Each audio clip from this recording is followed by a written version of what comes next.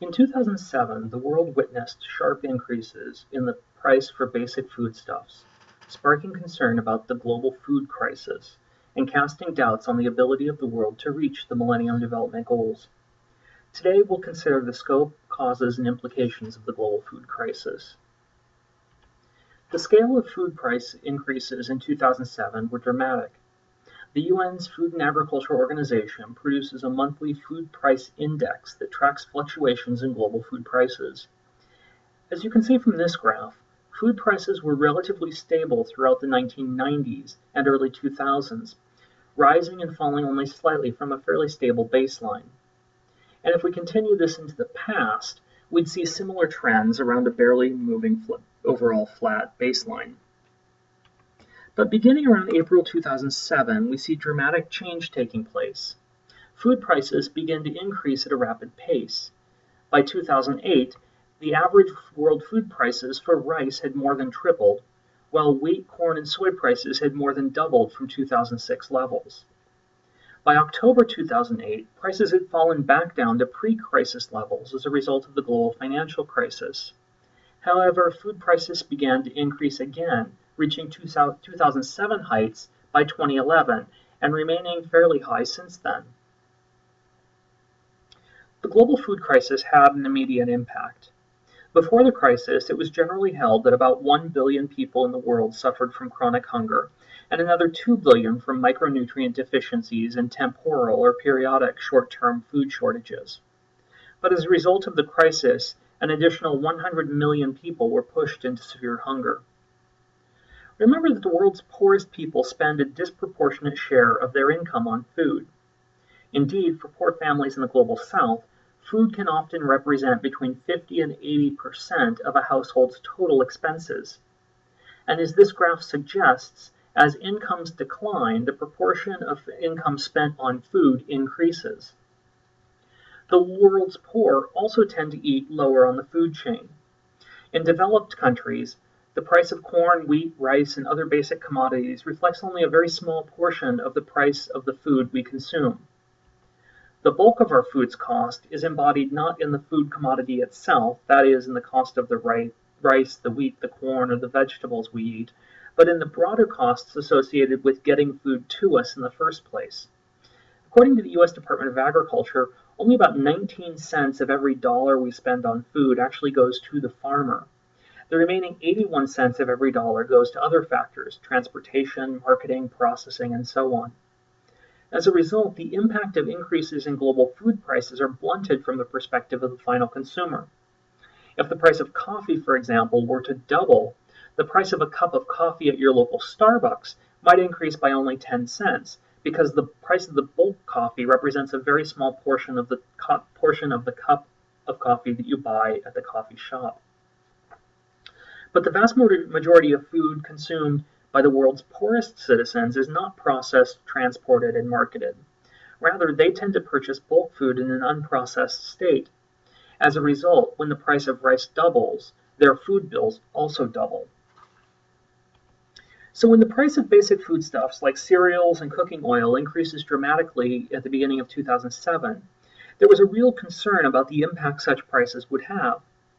In addition to the broad concerns about the growing number of hungry in the world, there are also specific concerns that increasing food prices might spark political and social unrest, leading to riots, conflicts, and political instability in the developing world. World Bank President Robert Zoellick in 2007 said that 33 countries, including Indonesia, Yemen, Ghana, Uzbekistan, and the Philippines, were at risk of social upheaval because of increasing food prices. In countries where buying food required half to three-quarters of a person's income, Zoellick warned that there is no margin for survival. As a result of the food crisis, riots and political protests emerged in countries from Egypt and Ethiopia to Cameroon, the Ivory Coast, and Senegal. Military forces were deployed in Pakistan, Thailand, and Haiti to prevent the theft of food from warehouses. Many observers attribute the spark of the Arab Spring in Tunisia, at least in part, to the global food crisis. And importantly, these protests re-emerged as food prices began increasing into 2011. It's important to remember, though, that the threat of hunger is not confined to the developing world. The U.S. Department of Agriculture estimates that 9 million people in the United States were forced to skip meals because of a lack of food. 12 million families, about 34 million people, are classified as food insecure. And over the past 10 years, there's been a sharp increase in demand for services from food pantries, soup kitchens, and other forms of emergency aid in the United States. As we've previously noted, this is not because there is a shortage of food. There's enough food produced in the world, and usually within most countries, to feed everyone. Rather, the availability of food usually reflects unequal economic and political relationships between peoples within and between countries. So when we ask how hunger can exist in the United States, the world's wealthiest country, it's important to think about how the wealth is distributed. In 2010, the U.S. Census Department reported that the top 20% of all U.S. households earn just over half of all income, while the bottom 20% earn just 3.3% of the income, reflecting levels of inequality reminiscent of the Great Depression era. And within the top quintile, the distribution of wealth is even more concentrated. The top 1% control over 1/3 of all wealth in the United States, an amount roughly equal to the amount controlled by the bottom 90%. Early analyses of the global food price crisis pointed to several potential causes.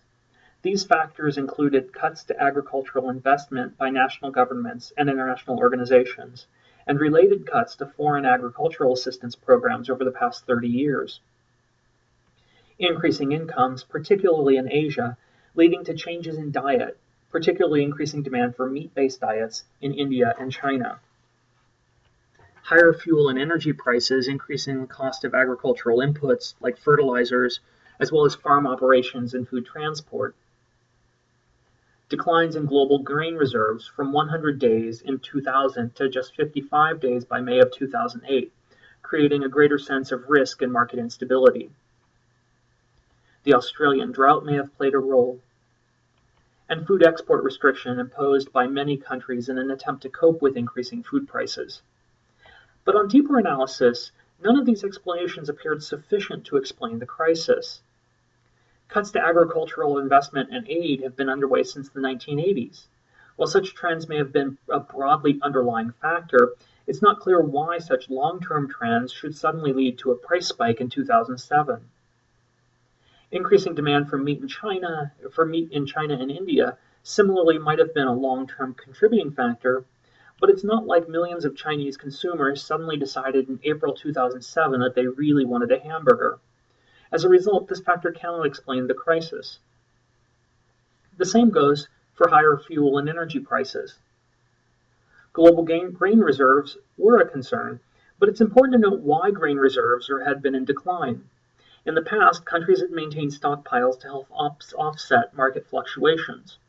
When grain prices were low, countries would expand their grain reserve by purchasing grain, helping to blunt price declines.